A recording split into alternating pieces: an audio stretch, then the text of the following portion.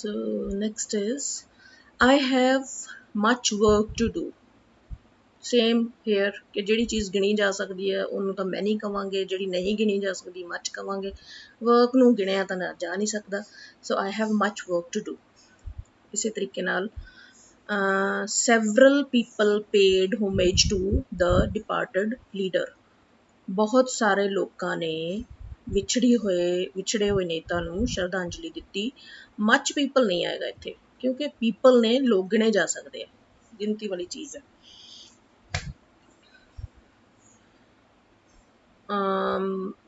grapes are sweet and juicy। so these ਤੇ that ਵਿੱਚ ਫਰਕ ਇਹ ਹੈ ਕਿ that ਜਿਹੜਾ ਉਹ ਇੱਕ ਵਾਸਤੇ ਲੱਗਦਾ ਇੱਕ ਵਚਨ ਨਾਲ, these ਜ਼ਿਆਦਾ ਵਾਸਤੇ ਲੱਗਦਾ ਹੈ। grapes ਜ਼ਿਆਦਾ ਨੇ ਇਸ ਕਰਕੇ these grapes are sweet and juicy। he related an interesting story। I ਨਾਲ ਸ਼ੁਰੂ ਹੋਇਆ and Kanta is the taller of them both। ਜਦੋਂ ਦੋ ਚੀਜ਼ਾਂ ਦੇ ਵਿੱਚ ਕੰਪੈਰੀਜ਼ਨ ਹੋਵੇ ਤੇ ਡਿਗਰੀ ਸੈਕਿੰਡ ਹੋਵੇ, ਸੈਕਿੰਡ ਡਿਗਰੀ ਟਾਲਰ ਟਾਲੈਸਟ, ਤਾਂ ਉਦੋਂ ਦ ਲੱਗਦਾ। ਸੈਕਿੰਡ ਡਿਗਰੀ ਨਾਲ ਹਮੇਸ਼ਾ ਦ ਲੱਗਦਾ। both his sons are very intelligent। next is do as directed। remove to, first of all remove to, it is never too late to mend। so ਅਸੀਂ ਹੁਣ ਇਸ remove to ਨੂੰ remove ਤਾਂ ਕਰਨਾ, ਹਟਾਉਣਾ ਤਾਂ ਹੈ, ਲੇਕਿਨ ਇਹਦੀ ਜਗ੍ਹਾ ਤੇ ਕੁਝ ਲਗਾਉਣਾ ਵੀ ਹੈ। ਉਹ ਕੀ ਲਗਾਉਣਾ ਬੱਚੋ? it is never so late that you cannot mend it। mend it, it ਬਾਅਦ ਵਿੱਚ ਲਗਾਉਣਾ ਹੈ ਜਾਂ ਨਹੀਂ ਲਗਾਉਣਾ ਤੁਹਾਡੀ ਇੱਛਾ ਹੈ, ਬਟ ਉਹਦੇ ਵਿੱਚ ਜਿਹੜਾ cannot ਹੈ to ਨੂੰ ਹਟਾ ਕੇ so ਲੱਗੇਗਾ। it is never so late, ਇਸ ਤੋਂ ਅੱਗੇ that you cannot mend it। I am as strong as he, change the degree of comparison। ਇਹਦਾ ਕੀ ਮਤਲਬ ਬਣਦਾ ਹੈ? ਮੈਂ ਉਨਾ ਹੀ ਤਾਕਤਵਰ ਹਾਂ ਜਿੰਨਾ ਉਹ ਹੈ। ਸੋ ਇਹਦੇ ਵਿੱਚ ਅਸੀਂ ਡਿਗਰੀ ਆਫ ਕੰਪੈਰੀਜ਼ਨ ਜਿਹੜੀ ਆ ਉਹ ਚੇਂਜ ਕਰਨੀ ਹੈ। ਸਟਰੋਂਗ ਇਜ਼ ਦਾ ਫਸਟ ਜਿਹੜੀ ਡਿਗਰੀ ਹੈ। ਡਿਗਰੀ ਆਫ ਕੰਪੈਰੀਜ਼ਨ ਇੱਥੇ ਚੇਂਜ ਹੋਏਗੀ, ਮੀਨਸ ਅਸੀਂ ਜਾਂ ਤਾਂ ਇਹਦੀ ਥਾਂ ਤੇ ਸਟਰੋਂਗਰ ਲਾਣਾ ਜਾਂ ਸਟਰੋਂਗੈਸਟ ਲਾਣਾ। ਹੁਣ ਦੋ ਬੰਦਿਆਂ ਦੇ ਵਿੱਚ ਕੰਪੈਰੀਜ਼ਨ ਹੋ ਰਿਹਾ, ਆਈ ਦੇ ਵਿੱਚ ਤੇ ਹੀ ਵਿੱਚ। ਜਦੋਂ ਦੋ ਦੇ ਵਿੱਚ ਕੰਪੈਰੀਜ਼ਨ ਹੋਵੇ ਤਾਂ ਸੈਕਿੰਡ ਡਿਗਰੀ ਲੱਗਦੀ ਹੈ। ਜਦੋਂ ਦੋ ਤੋਂ ਜ਼ਿਆਦਾ ਦੇ ਵਿੱਚ ਕੰਪੈਰੀਜ਼ਨ ਹੁੰਦੀ ਹੈ, ਤੁਲਨਾ ਹੁੰਦਾ, ਤਾਂ ਇੱਥੇ ਥਰਡ ਡਿਗਰੀ ਆਉਣੀ ਸੀ, ਸਟਰੋਂਗੈਸਟ ਆਉਣਾ ਸੀ। ਲੇਕਿਨ ਹੁਣ ਇੱਥੇ ਦੋਵਾਂ ਦੇ ਵਿੱਚ ਕੰਪੈਰੀਜ਼ਨ ਹੈ ਤਾਂ ਅਸੀਂ ਸੈਕਿੰਡ ਡਿਗਰੀ ਦੀ ਵਰਤੋਂ ਕਰ ਸਕਦੇ ਹਾਂ। ਤਾਂ ਕਿਸ ਤਰ੍ਹਾਂ ਬਣੇਗਾ? he is not stronger than me। he is not stronger than me। ਮੈਂ ਉਨਾ ਹੀ ਤਕੜਾ ਹਾਂ ਜਿੰਨਾ ਉਹ ਹੈ। ਤੇ ਇਹਨੂੰ ਅਸੀਂ ਦੂਜੇ ਸ਼ਬਦਾਂ ਦੇ ਵਿੱਚ ਅਸੀਂ ਇਸ ਤਰ੍ਹਾਂ ਕਹਿ ਸਕਦੇ ਹਾਂ ਕਿ ਉਹ ਮੇਰੇ ਤੋਂ ਜ਼ਿਆਦਾ ਤਕੜਾ ਨਹੀਂ ਹੈ। he is not stronger than me। ਹੁਣ ਜਦੋਂ ਸੈਕਿੰਡ ਡਿਗਰੀ ਲੱਗਣੀ ਹੈ ਸਟਰੋਂਗਰ, ਤੇ ਉਹਦੇ ਨਾਲ ਦੈਨ ਵੀ ਲੱਗੇਗਾ, ਤਾਂ he is not stronger than me।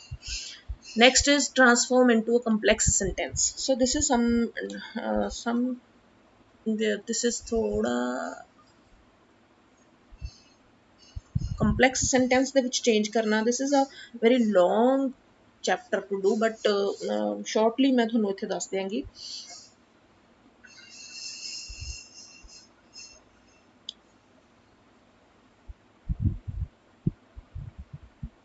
she could not prove her innocence। ਉਹ ਆਪਣੀ ਮਾਸੂਮੀਅਤ ਨੂੰ ਪ੍ਰੂਵ ਸਿੱਧ ਨਹੀਂ ਕਰ ਸਕੀ। she could not prove her innocence। ਉਹ ਆਪਣੀ ਮਾਸੂਮੀਅਤ ਨੂੰ ਸਿੱਧ ਨਹੀਂ ਕਰ ਸਕਦੀ।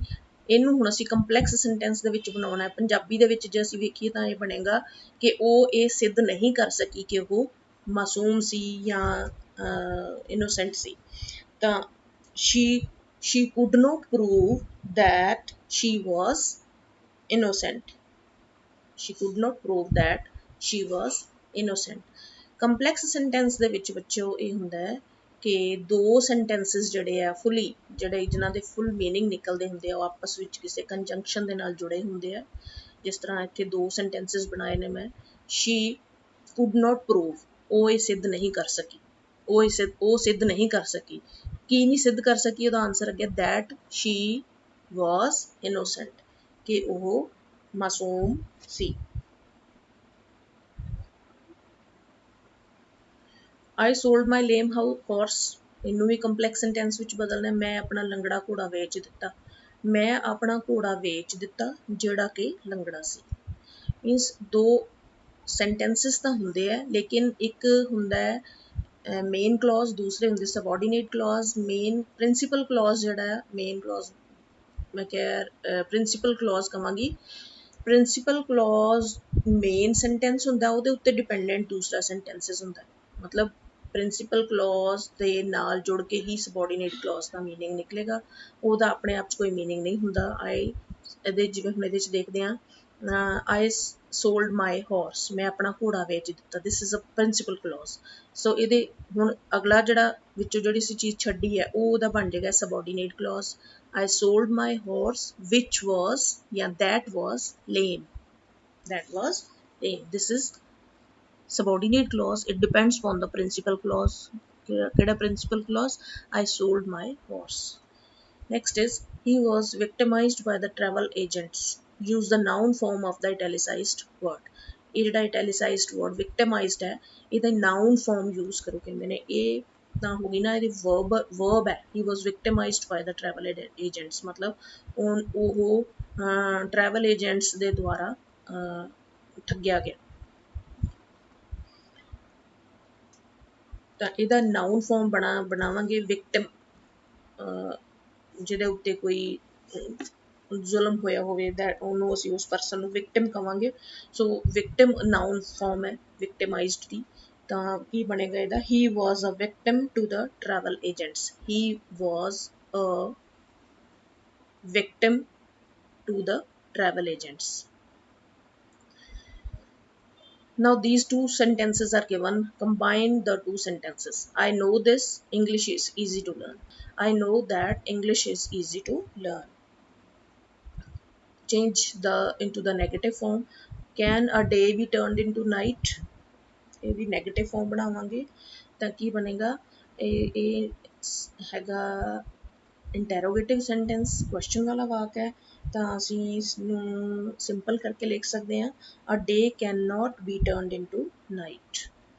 ਅ day can not be turned into night, ਕਿ ਇੱਕ ਦਿਨ ਨੂੰ ਰਾਤ ਵਿੱਚ ਨਹੀਂ ਬਦਲਿਆ ਜਾ ਸਕਦਾ।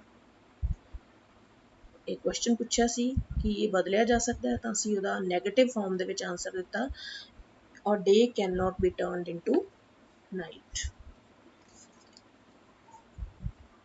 ਸੋ ਇਹ ਸਾਰੀ ਬੇਟੇ, ਇਹ ਸਾਰੀ ਸਾਡੀ ਗ੍ਰਾਮਰ ਦਾ ਪੋਰਸ਼ਨ ਦੀ ਪ੍ਰੈਕਟਿਸ ਹੈ।